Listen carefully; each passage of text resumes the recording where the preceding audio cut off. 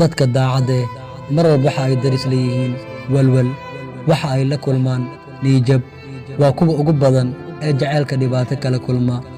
dadka waxa ugu dhaawac badan dadka naxariista badan ee daacadda ma ogtahay dunida inay ku yar yihiin laba qof oo si daacad isku jecel. dhibaatada jacaylka mar walba waxaa dareema dadka daacadda ee qalbiyada wanaagsan. waxaa jira dhowr astaamood oo ay leeyihiin dadka qalbiyada wanaagsan. waxa ugu horeeya waa daacadnimada. dadka daacadda qof walba ay jeclaadaan, waa ay aaminaan, waa ayna ku kalsoonaadaan. ma ogtahay dadka daacadda keliya inay jeclaadaan hal qof, kumana doortaan qurux iyo hanti. dadka daacadda waa kuwa mar walba aan wax qiyaamin, balse ayaga ayaa noqda kuwa la qiyaama. mararka qaar si walba aad daacad u tahay, haddana jacaylku waa mid imtixaankiisa wata.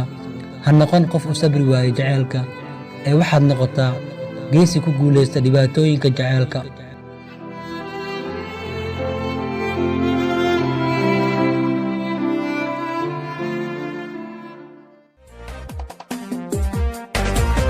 jacayl waa dareen damac weeye admiga qalbigooga taga oo aragtida ku taare.